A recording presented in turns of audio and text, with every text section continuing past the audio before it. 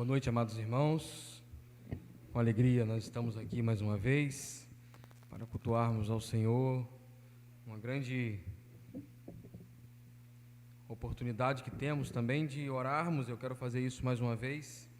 Os nossos cultos de quarta-feira, nós nos dedicamos em estar fazendo exatamente isso, né?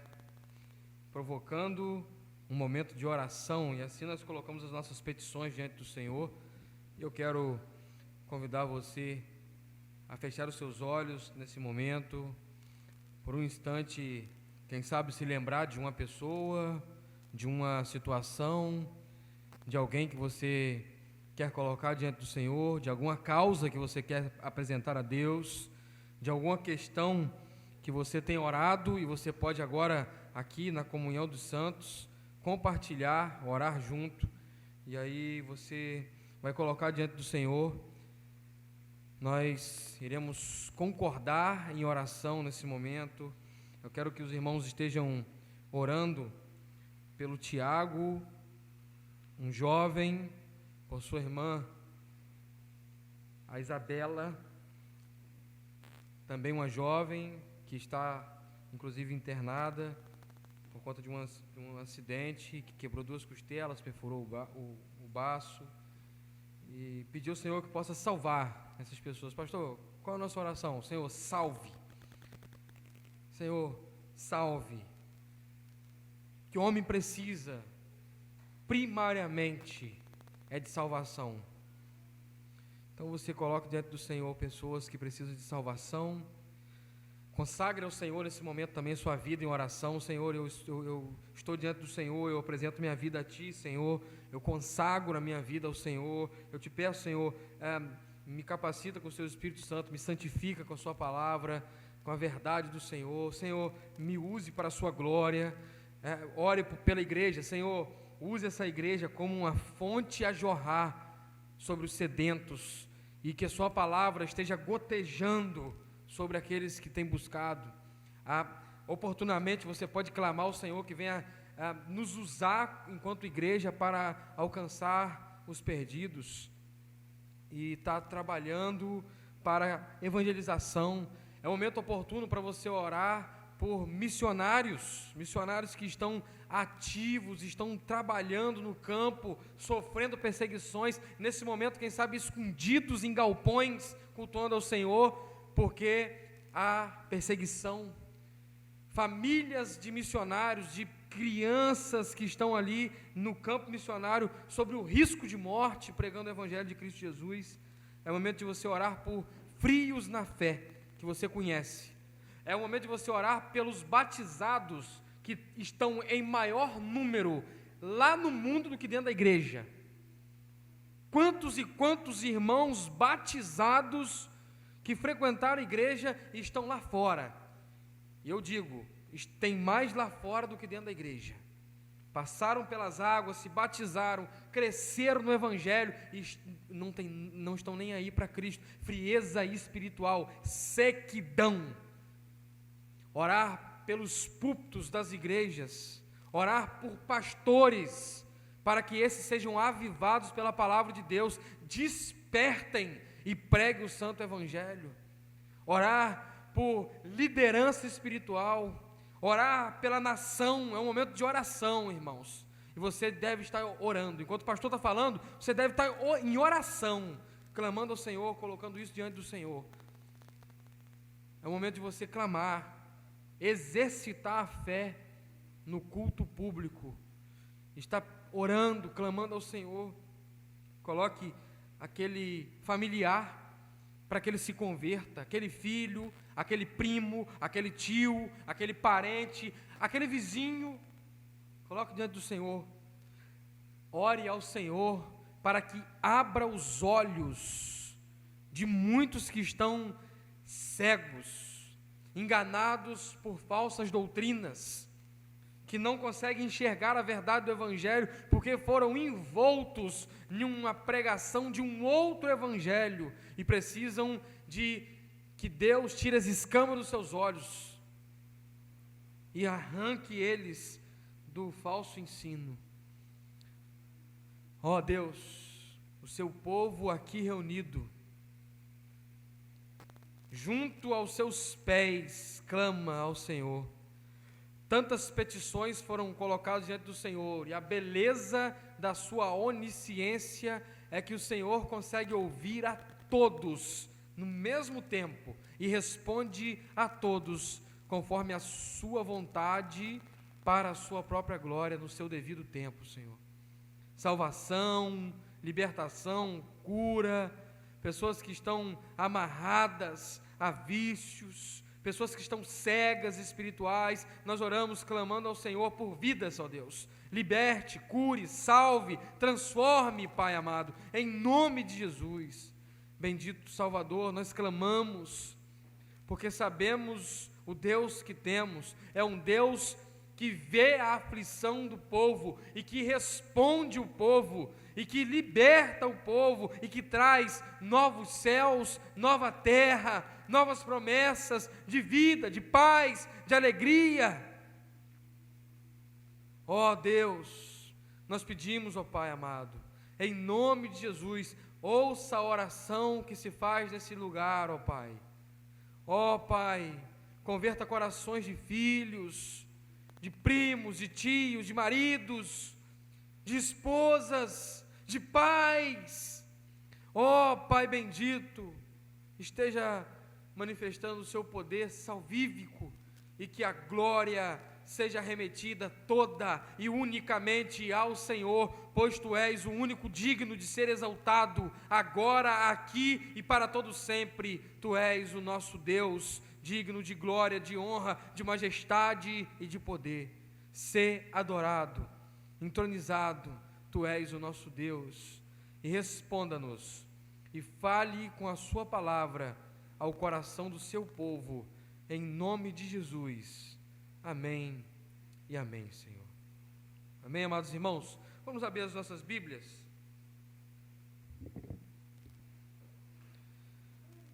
Segunda Pedro, capítulo 3. Segunda Pedro, capítulo 3, versículo 14, até o versículo de número 18. Última parte dessa epístola, conhecida como Epístola Universal, escrito pelo apóstolo Pedro aos cristãos que estão espalhados.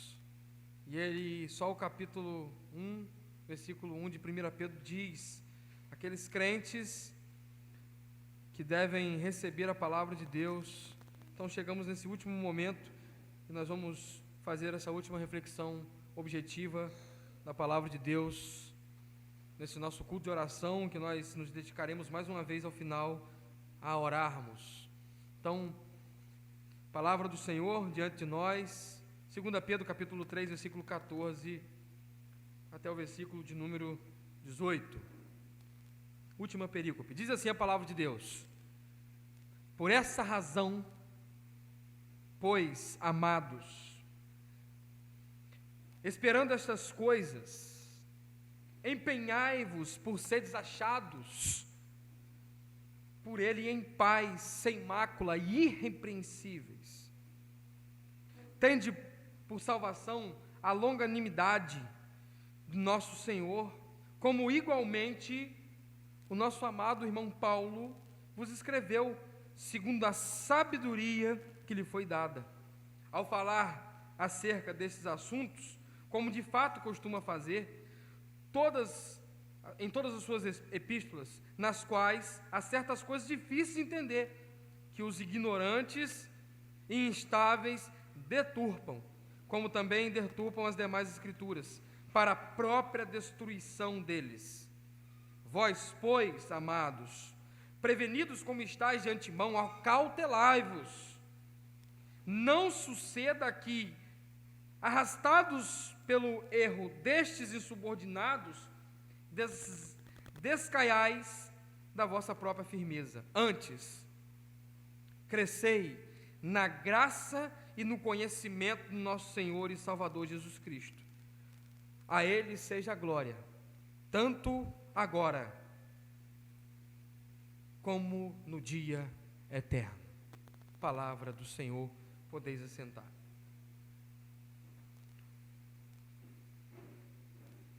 Amados irmãos, uma jornada por toda uma carta, um livro da palavra de Deus, uma epístola, é uma jornada muito produtiva, pois nós não deixamos nada de fora.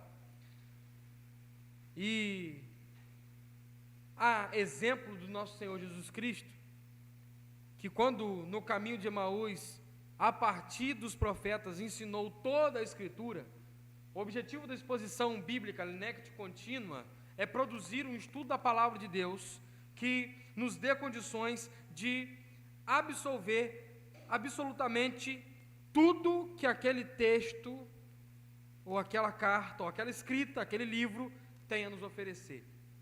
Diante disso, nós desejamos expressamente que os irmãos, ao desfrutar das exposições bíblicas aqui na nossa igreja, possam anotar, refletir, tirar proveito daquilo que ouvem nos cultos, mas de modo profundo, também através de suas anotações, refletirem e estudarem sobre aquilo que está pregado. Nós tivemos aqui uma oportunidade muito ímpar no domingo, de poder ouvir uma das cartas que eu posso chamar de sinóptica, a essa aqui, uma carta semelhante, uma carta com muitas características iguais, palavras repetidas, e o Miguel fez uma exposição de Judas, uma exposição panorâmica, que nos produziu ainda mais a reflexão a respeito dos tempos que nós estamos vivendo, do falso ensino, dos falsos mestres e do ataque à fé cristã, que são primariamente oriundos de falsos mestres e falsos ensinos. E quando nós chegamos no momento final dessa exposição de 2 Pedro, nós precisamos estar atento a uma questão que Pedro chama a atenção quando ele abre essa perícope, pois ele vai nos apresentar a seguinte ideia, escrevendo a fim de exortar e encorajar a respeito de falsos ensinos e falsos mestres e dos ataques que a igreja daquele tempo, que os cristãos daquele tempo estavam sofrendo. Pedro agora está trazendo uma palavra conclusiva, quando ele abre a sua perícope dizendo: por essa razão, pois, amados, esperando estas coisas. Nós temos aqui duas questões para refletirmos inicialmente. Por essa razão. Qual razão? Pedro antecedeu essas palavras dizendo que o dia do juízo está próximo e a vinda do Senhor é certa, é iminente, e Ele não tardará. Embora pareça que no nosso tempo, na nossa contagem, na nossa perspectiva, esteja longe a volta do Senhor, ela é certa e ela está próxima. E ele usa, a título de dia do juízo, a ilustração dos dias de Noé e dos dias de Ló. Os irmãos se lembram disso? Quando o Senhor disse a Noé que iria trazer o dilúvio, e trouxe o dilúvio, ou seja, o Senhor é fiel para cumprir aquilo que prometeu. E quando disse para Ló: sai, porque eu destruirei Sodoma e Gomorra, a sua malícia subiu a mim, e ele prometeu e cumpriu. Assim também como Deus prometeu que Cristo virá para buscar os seus santos, a sua igreja, os seus eleitos, Ele irá cumprir, e esse dia se aproxima. Por essa razão, amados,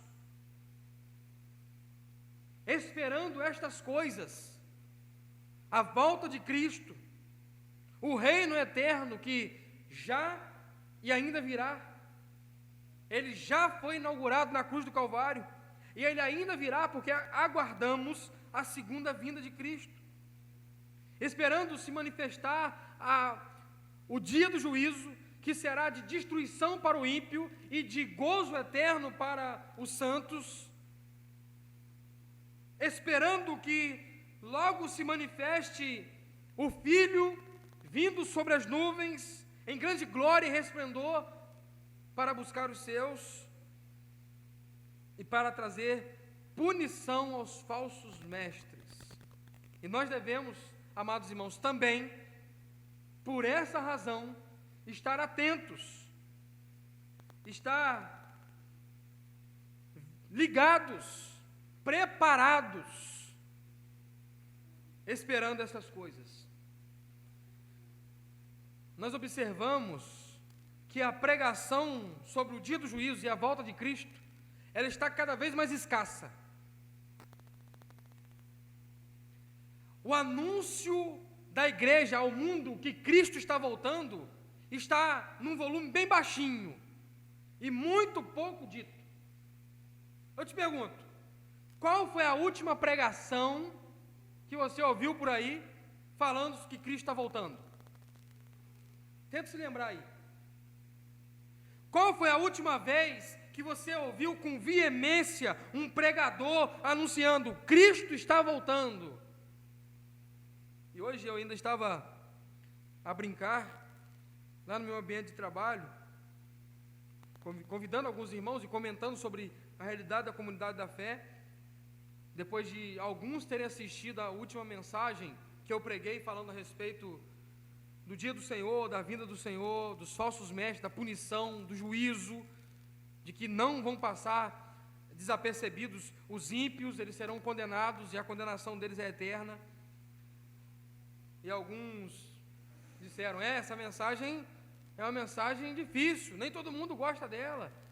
E eu disse: é isso mesmo, e eu acredito que daqui a pouco, como foi com Cristo, essa mensagem nem poderá ser mais pregada em muitas igrejas, e os pregadores vão ter que ir para as praças anunciar isso de novo.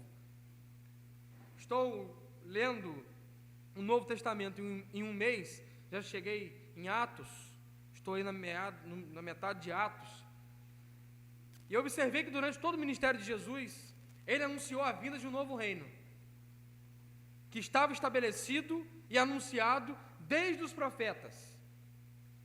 E quando ele anunciou um novo reino, um rei que estava chegando, a mensagem dele foi rejeitada, e não principalmente pelo mundo, mas pela própria igreja da época. As sinagogas, os fariseus, os mestres da lei, foram os que mais perseguiram Cristo durante suas pregações. Eles que indagavam, eles que questionavam, eles que tentavam armar uma pegadinha para Cristo cair. Observou isso? Você já parou para olhar nessa perspectiva a pregação do Santo Evangelho e o próprio Cristo anunciando o Santo Evangelho, a sua vida sendo rejeitado? Nesses últimos dias, nós precisamos estar, amados, por essa razão, preparados para pregar o Santo Evangelho, em alerta, esperando ansiosamente a vinda de Cristo, porque Ele certamente virá. E aí, como que nós devemos, então, esperar estas coisas, conforme o texto está nos indicando? Como? Empenhai-vos por seres achados por Ele em paz, sem mácula e irrepreensíveis. Aqui temos 3 coisas a serem destacadas. A primeira é o empenho. Na verdade, 4 coisas. A primeira é o empenho. Já percebeu aquele cristão meio barro, meio tijolo? Como é que é? Um personagem muito engraçado que apareceu, que ele ficava mais ou menos. Como é que está a vida de oração? Mais ou menos. Como é que está a leitura bíblica? Mais ou menos. Como é que está a frequência nos cultos, firmando na obra do Senhor? Mais ou menos, mais ou menos. Aí vai. Não tem empenho, não tem dedicação. Isso por conta da frieza espiritual instalada, irmãos. Quantos e quantos irmãos, para pensar nisso, nós caminhamos juntos durante um longo período da nossa vida cristã, e nós olhamos para elas, elas estão frias, mortas e não reagem mais ao Evangelho. Parece que nós fazemos aquela massagem cardíaca espiritual e mesma coisa que nada. Vamos ao culto?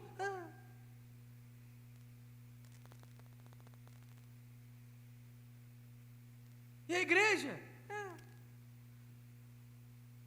Sem empenho, sem continuidade. E Pedro já tinha alertado de antemão a respeito desses, que são inconstantes. Tiago também alertou a respeito dessa realidade, quando chamou esses de homens inconstantes, dobre.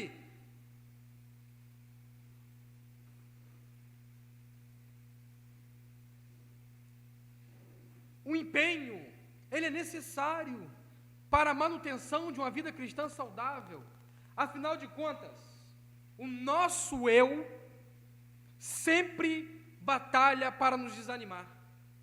A carne pulsa para tentar nos fazer fraquejar. Há uma guerra espiritual travada entre espírito e carne. E você precisa se empenhar. Segundo, para ser achados por Ele em paz.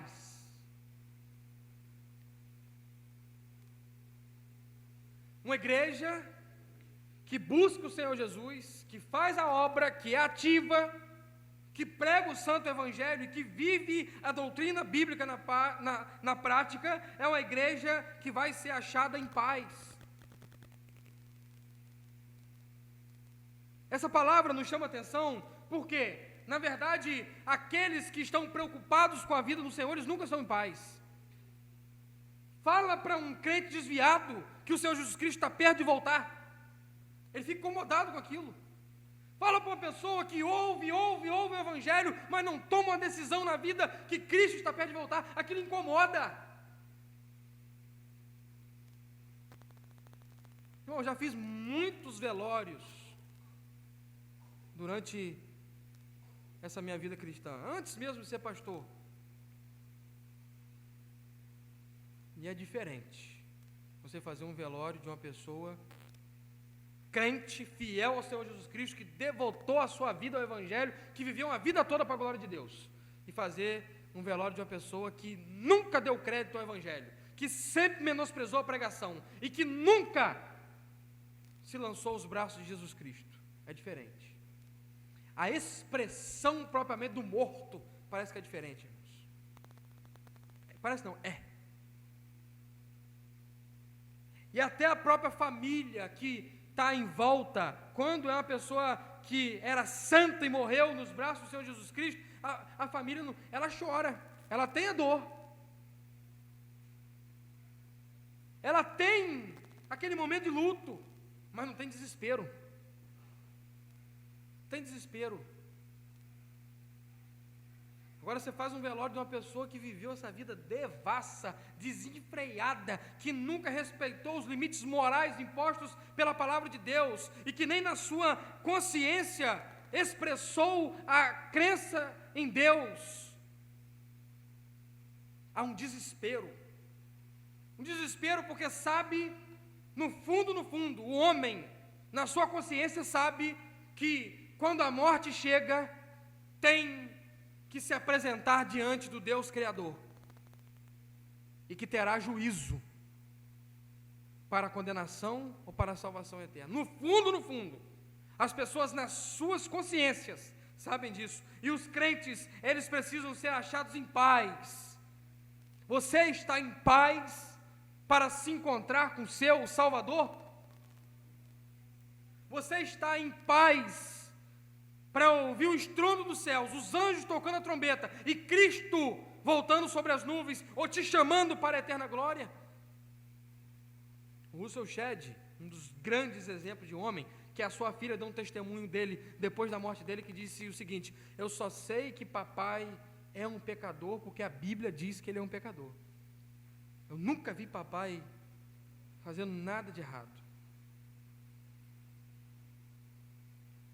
E Russell Shedd estava doente, bem velhinho, e um grupo de pastores foi na casa dele orar por ele.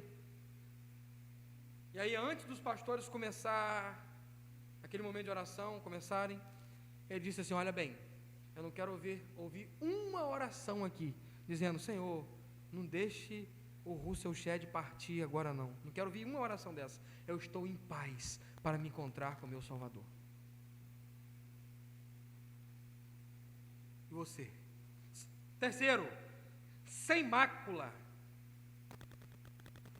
O texto está apresentando a ideia de que os crentes não podem ter nenhum sujo escondido, nenhuma vassourada para debaixo do tapete. Sabe quando você está com pressa, né? Isso é coisa de mulher, marido que costuma fazer isso. Dá uma passadinha de vassoura na casa, aí o cara está com pressa, doido para jogar o futebol dele, ou então para jogar um videogamezinho, para dar aquela distraída. O que é que ele faz? Dá uma levantadinha no tapete e joga ali mesmo, já sabe, resolvido aqui. Ah, Clarinha está olhando ali perguntando: você faz isso, pai?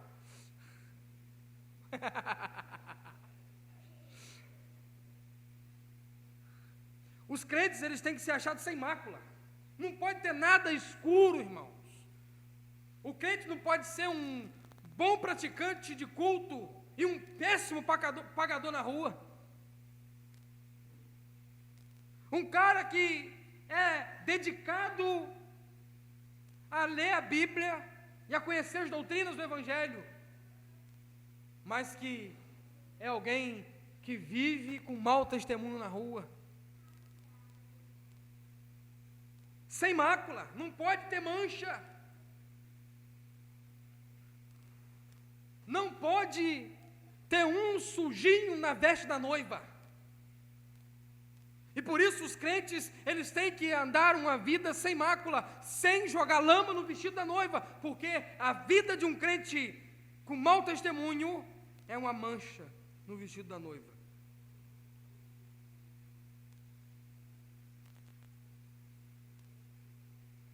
Quarto, sejam achados irrepreensíveis. Isso aqui, irmãos, não é ser achado glorificado, não. O que isso aqui não significa? Ser achado glorificado, não. O Senhor vai vir para nos glorificar. O que isso aqui não significa? É que nós não teremos mais a natureza pecaminosa pulsando dentro de nós, desejo de pecar. Não significa isso. Significa que você vai estar lutando contra o pecado e buscando uma vida de santidade, não cedendo às paixões do mundo e nem indo, se desviando junto com os falsos ensinos, com os libertinos.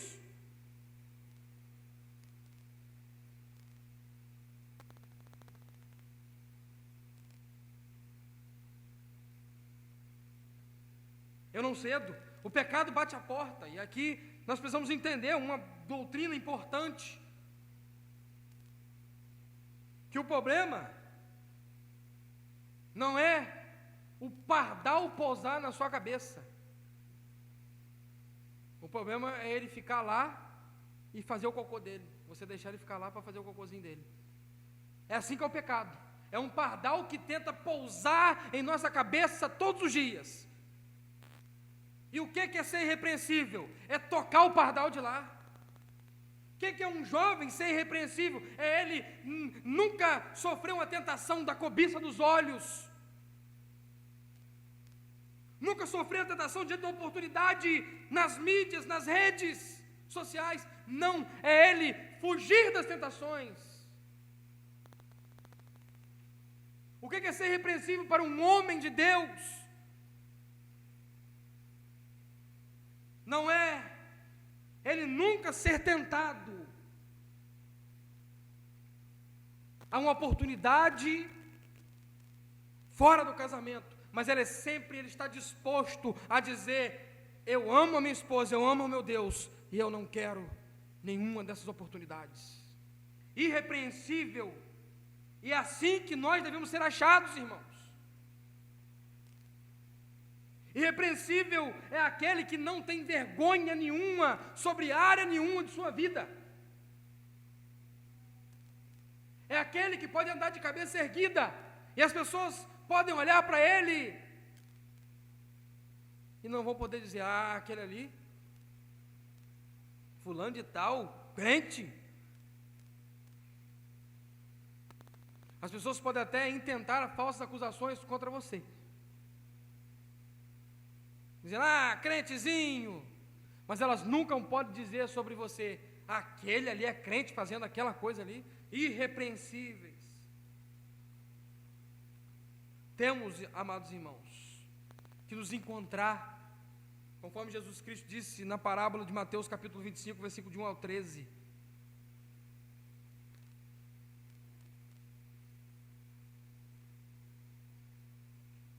Mateus 25, versículo de 1 ao 13.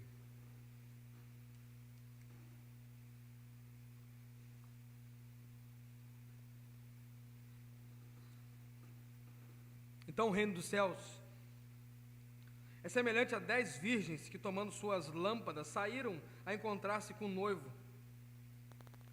5 dentre elas eram nécias e 5 prudentes. As nécias tomaram suas lâmpadas, não levaram azeite consigo. No entanto, as prudentes, além das lâmpadas, levaram azeite nas vasilhas. E tardando o noivo, foram todas tomadas de sono, adormeceram. Mas à meia-noite ouviu-se um grito: eis o noivo! Saí ao encontro. Então se levantaram todas aquelas virgens e prepararam as suas lâmpadas. E as nécias disseram às prudentes: dai-nos do vosso azeite, porque as nossas lâmpadas estão apagando. Mas as prudentes responderam: não, para que não nos falte a nós e a vós outros. Ide antes aos que vendem e comprai. Saindo elas para comprar, chegou o noivo. E as que estavam apercebidas entraram com ele para as bodas, e fechou-se a porta. Mais tarde chegaram as virgens nécias, clamando: Senhor, Senhor, abre a porta. Mas ele respondeu: em verdade vos digo, não conheço. Conclusão: vigiai, porque não sabeis o dia nem a hora.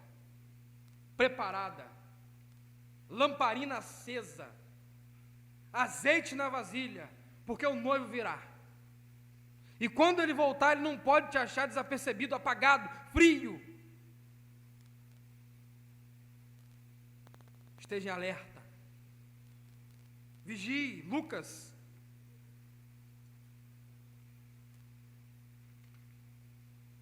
mais uma vez, o Senhor Jesus Cristo usa de uma parábola para nos ensinar sobre estar preparado naquele dia, amados irmãos.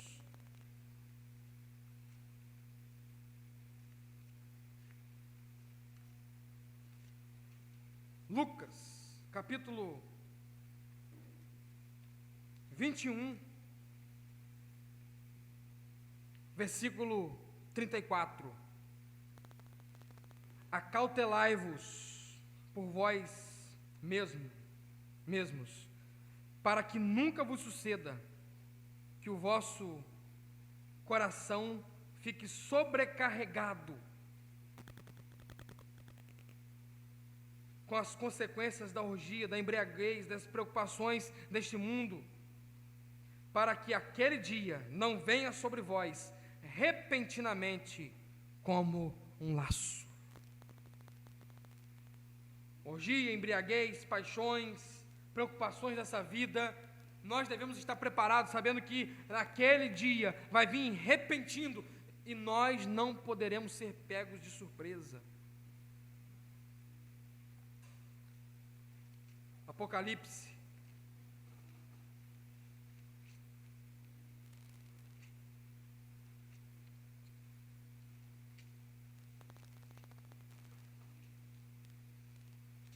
capítulo 16,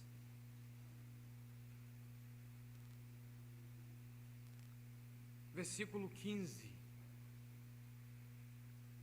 Eis que venho como um ladrão.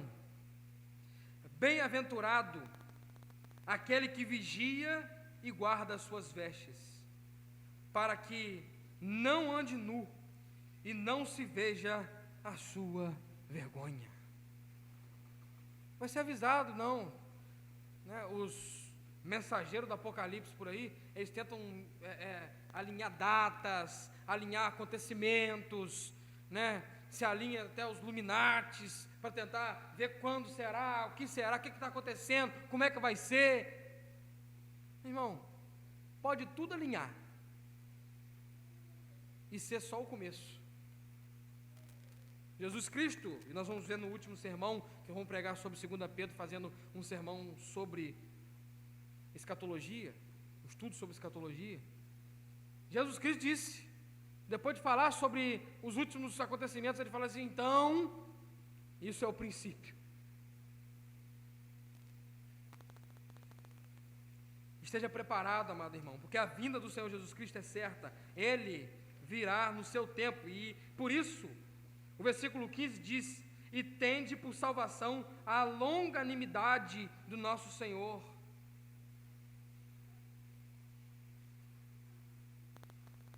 O que isso significa é que nós precisamos olhar para a paciência, por um Deus longânimo, misericordioso, e ver que isso é a vontade dEle para que o Evangelho seja pregado e as pessoas se acheguem. O versículo de número 9 do mesmo capítulo 3 diz: não retarda o Senhor a sua promessa, como alguns julgam demorada, pelo contrário, Ele é longânimo para convosco, não querendo que nenhum pereça, senão que todos cheguem ao arrependimento. Deus é paciente, e a sua paciência é para que nós venhamos nos apegar à salvação, nos preparar para a sua vinda, pregar o Evangelho para que muitos sejam salvos, os seus santos sejam salvos, e nenhum destes certamente não se perca por causa da pregação do Evangelho. E aí agora, Pedro coloca o apóstolo Paulo na jogada.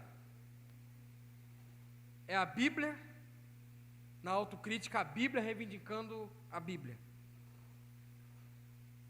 Pois o nosso amado irmão Paulo vos escreveu segundo a sabedoria que foi dada. Primeiro ponto. Isso aqui equivale à inspiração.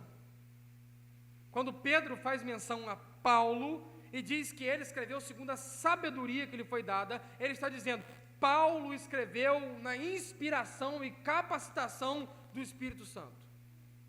Porque o próprio Pedro já tinha nos chamado a atenção a respeito disso, dizendo que a palavra de Deus, ela é nos dada, ou foi nos dada, porque, capítulo 1, versículo de número 21, nunca jamais qualquer profecia foi dada por vontade humana, entretanto, homens santos falaram da parte de Deus, movidos pelo Espírito Santo.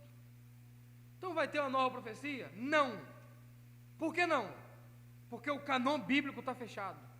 Porque toda a profecia de Deus já foi anunciada, escrita, registrada e dada ao povo de Deus.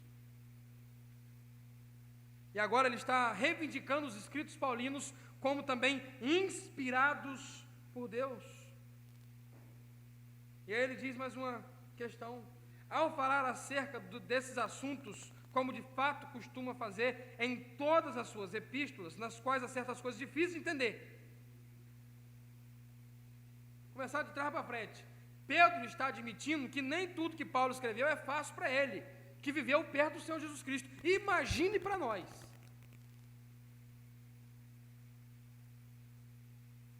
Imagine para nós. Não é passar o olho e entender. Exige o empenho que ele escreve no versículo 14. A dedicação, o zelo, a leitura contínua, a aplicação à palavra de Deus, o apego à palavra de Deus. Segundo, Pedro destaca que as epístolas paulinas, elas fazem parte da Escritura e têm a mesma autoridade que todo o Antigo Testamento escrito. Ele está autenticando a autoridade e a inerrância bíblica nas cartas paulinas. E aqui nós estamos vivendo um período que ainda está por ser montado o canon bíblico, que nós temos hoje aqui na nossa mão bonitinho. Ou seja, naquele tempo, as cartas de Paulo já estavam circulando e sendo usadas para a edificação da igreja. E Pedro está reivindicando a autoridade bíblica sobre essas cartas e dizendo: nas cartas de Paulo tem autoridade, porque tem inspiração e porque ele falou, movido pelo Espírito Santo, sendo ele um santo homem de Deus.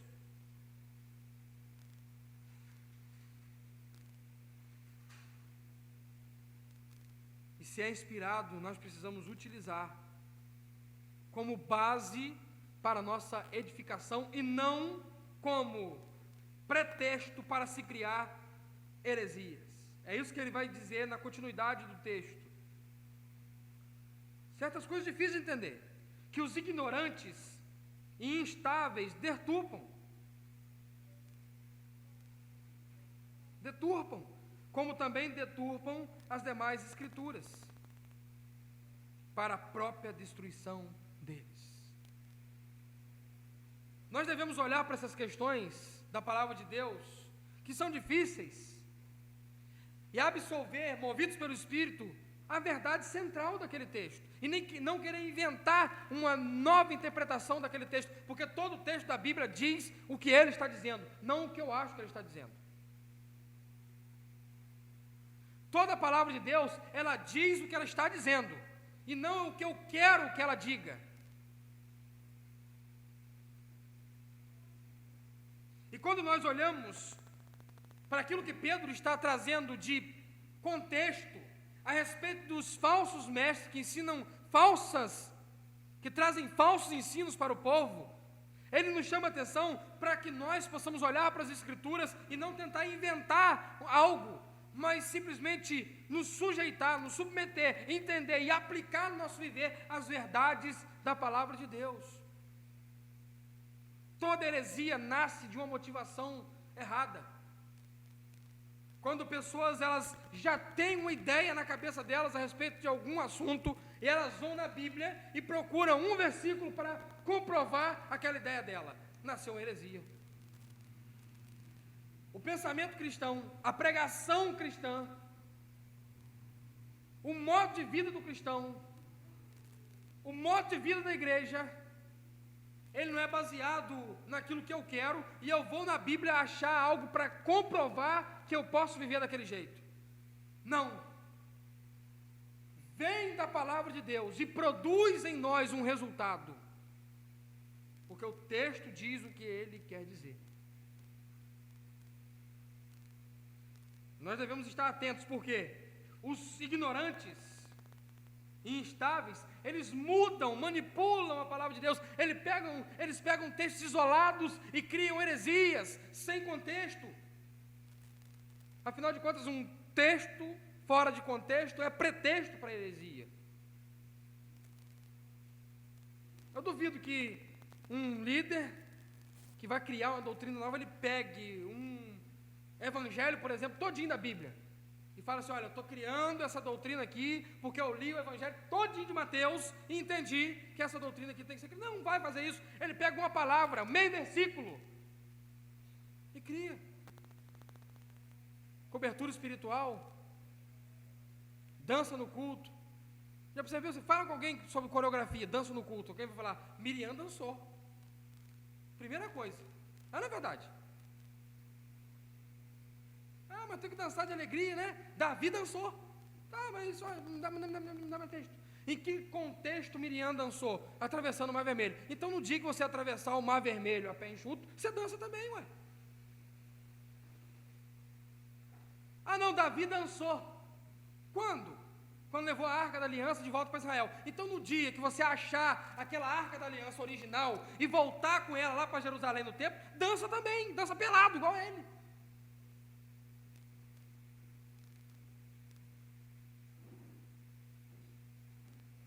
Fragmentos, palavras persuasivas, que só produzem o quê? Destruição. Porque o próprio texto está dizendo, não é porque eu sou zangado, pastor, você é bravo, hein? Você quer a destruição dos outros. Não, é o próprio texto que diz, eles vão fazer isso para a própria destruição deles. Não é porque eu sou ignorante, porque eu pego pesado, não. É porque a Bíblia ensina assim: quem inventa heresia, se Jesus não libertar, não tirar as escamas dos olhos, não trazer o Evangelho Santo, vai ser destruído. E não vai ser destruído por mim nem por você, vai ser destruído pelo próprio Filho. Quando vier sobre as nuvens para buscar a sua igreja, Ele vai condená-los. Ai daquele que tirar um tio da Bíblia, ou acrescentar uma vírgula.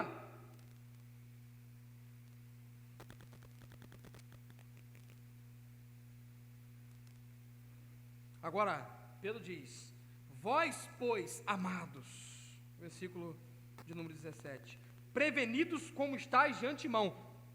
Quando nós escutamos uma mensagem bíblica que nos alerta contra um falso ensino, aquilo é uma prevenção, que Deus está sendo zeloso com o seu povo, prevenindo o seu povo para que não decaia e não seja conduzido, levado por falsos ensinos. Pedro alertou com uma epístola, não só com uma, com duas epístolas a respeito dessa verdade, que há falsos ensinos, falsos mestres, e esses deturpam a palavra de Deus e levam muitos com ele, principalmente os inconstantes, ou os novos na fé. Prevenidos como estáis de antemão, acautelai-vos. Cautela. Tem muita gente que sabe que eu na minha última divulgação da mensagem que eu preguei sobre a epístola de Pedro, eu coloquei no Facebook e coloquei a respeito disso. Muitas pessoas, elas estão ali num ambiente confortável, cômodo, organizado, tudo prontinho.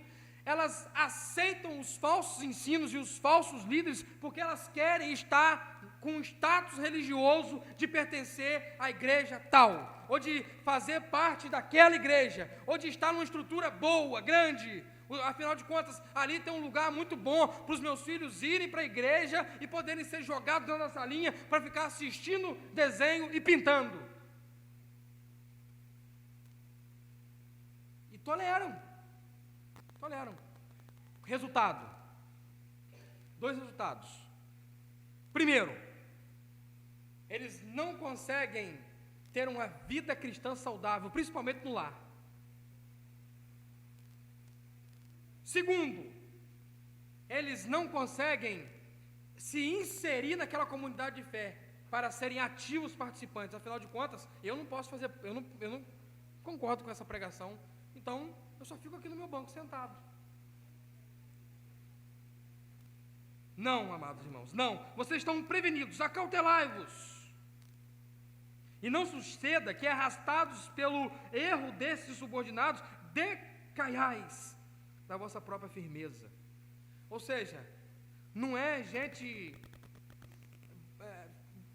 fraca, não, é gente firme, direito. Eu conheço, eu, Simara, esses dias cruzamos com a pessoa e a gente comentou, mas tão participativo, tão ativo, orava todo culto, era professor de escola dominical, era tão participativo na igreja, era alguém que era de confiança do pastor na igreja, e agora está assim. Não quer saber de igreja, o evangelho não significa mais nada, não acredita nas escrituras, tão frios, precisam da pregação do santo evangelho, pois somente o santo evangelho pode ir de encontro ao coração, mover a alma e trazer de volta restaurado, para que possa ser uma bênção na casa do Senhor. Por isso o santo evangelho precisa ser pregado, e por isso esse púlpito, essa igreja, por isso as nossas vidas precisam ser fonte de água a jorrar.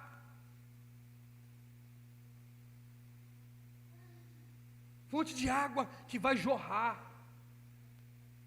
Não um engano, né? Aquela questão quando está no deserto, né? A pessoa fica tão com vontade de tomar água que ela vê a fonte, não tem fonte nenhuma. Esqueci o nome que dá isso. É uma miragem, né? A pessoa fica uma miragem. Quantas igrejas hoje são miragem? Quantos púlpitos hoje são miragem? A pessoa olha, é um púlpito, é a palavra de Deus, é evangelho, e a pessoa vai correndo e chega lá, não tem nada. É seco, é puro, é vazio, é uma miragem. É crente, é um verdadeiro servo do Senhor, e quando vai puxar, vasculhar a vida, tudo errado, um monte de coisa fora do lugar, um sepulcro caiado, bonito, pintado, mas morte.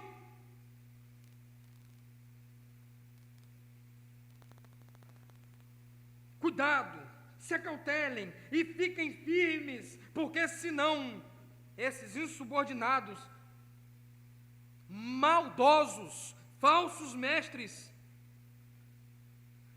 que estão propositalmente inseridos com seus falsos ensinos sutis, poderão tirar vocês da firmeza de vocês. Antes, agora aqui, o que fazer então para não ser arrastado? Eu já sou um crente há muito tempo, já venho na igreja, já leio a Bíblia, já oro, eu já estabilizei a minha vida cristã, né? Eu estou estável, não existe isso. Na vida cristã não existe isso. Não, agora eu já estou no outro patamar. Não existe isso não, irmãos. Não existe isso não. Por quê? A orientação de Pedro é o seguinte: cuidado para não cair, sair da firmeza. Antes, versículo 18, crescei na graça e no conhecimento do nosso Senhor e Salvador Jesus Cristo. Crente que para de crescer é presa fácil. Crente que fica estagnado, parado, que não anda, que não se mexe, que não avança, que não busca, que não cresce, é presa fácil. É alguém que está muito sensível e poderá ser arrastado pelos falsos ensinos. Antes, crescei na graça e no conhecimento. Significa constância e significa aquela toada, né? A pessoa está buscando. Ela não é movida por êxtase, momentos de êxtase espiritual.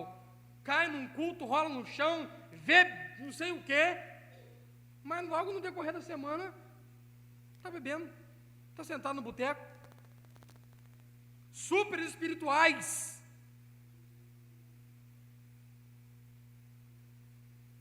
Santo dos santos. Eu sou, eu faço, eu aconteço. Daqui a pouco. Não, toada, batida boa, que é o ritmo. Cresça na graça e no conhecimento. Nós vamos entender, irmãos, para nós concluirmos a nossa mensagem, a caminhada pela epístola, que o conhecimento sem piedade gera soberba. Por isso que Pedro está alertando: conheçam, vai lá naquilo que Paulo está dizendo, e eu sei que é difícil de compreender, mas é autoridade bíblica, e conheça, mas seja piedoso, ou seja, pratique, esteja em paz, sem mácula e seja irrepreensível. Uma pessoa que tem muito conhecimento, mas que não pratica a fé, ela está enfadada. A soberba. E a soberba precede o quê? A ruína. Segundo, a doutrina sem fé não vive. E a fé sem doutrina é morta. Doutrina e fé andam de mãos dadas, é um casamento inseparável.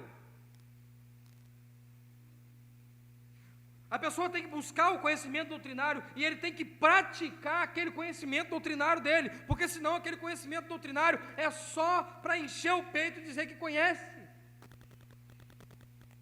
Cresça na graça e no conhecimento. Busca o Senhor Jesus Cristo, seja piedoso, misericordioso, amoroso e conheça as verdades do Evangelho, as doutrinas, embora difíceis que sejam descritas por Paulo. Se debruce, estude.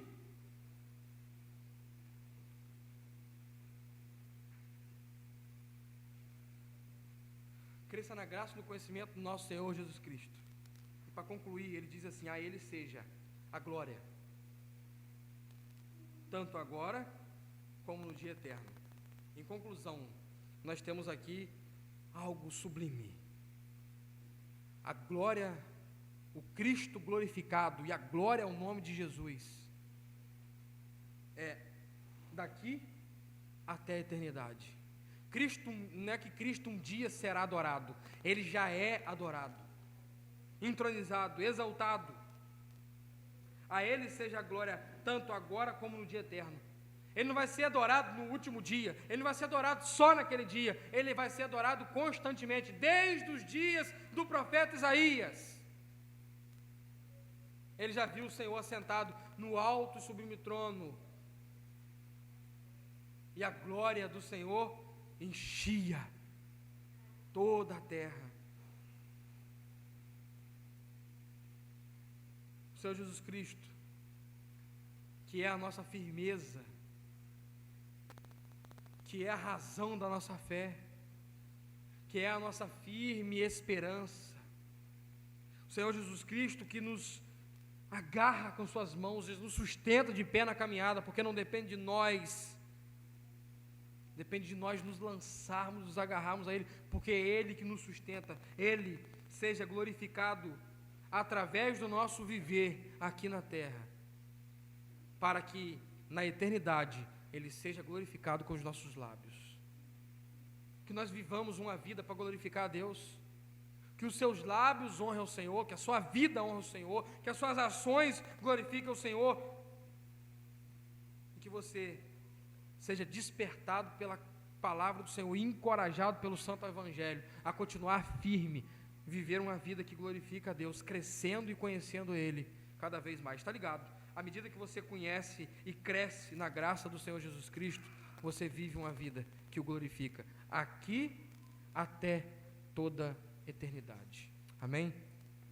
Feche seus olhos, vamos orar nesse momento. Como é bom desfrutar da palavra de Deus, como é bom receber a palavra de Deus apurada, santa, aos nossos corações. O meu desejo é que a igreja possa ser edificada pela palavra, as pessoas possam ser salvas pela pregação do Evangelho. A minha oração é que Deus trabalhe em nós através da sua palavra para produzir em nós crentes fiéis, santos e santas, santos homens e santas mulheres, uma igreja polida, preparada para aquele grande dia, famílias que estão alicerçadas na verdade e que cantam nos seus lares: Maranata, a hora vem, Senhor Jesus. A minha oração é que Cristo seja glorificado no seu viver aqui, e que o seu viver seja um viver que produzirá na eternidade um eco de glória ao Senhor, porque você vai morar para sempre com o seu Salvador. Ó Deus, grave as suas palavras em nossos corações e que ela produza um resultado de vida cristã prática, para que venhamos viver uma vida que te glorifica, Senhor. Ó Pai, que o Senhor trabalhe e opere em nossas vidas, a fim de que nós venhamos viver para a sua glória, Senhor. Ó Deus, nós queremos nos achar preparados para aquele grande dia, e que os nossos lábios cante um hino ao Senhor: Maranata, a hora vem, Senhor Jesus. Os dias são maus, terríveis, os ataques à fé cristã são claros, contínuos e ferrenhos. Contudo, nós achamos no Senhor conforto, segurança inabalável e esperança eterna. Em nome de Jesus, ser com a sua igreja é a nossa oração, em nome de Jesus. Amém. Deus abençoe sua vida, amado irmão. Em oração silenciosa, nós estamos assim encerrando o culto dessa noite.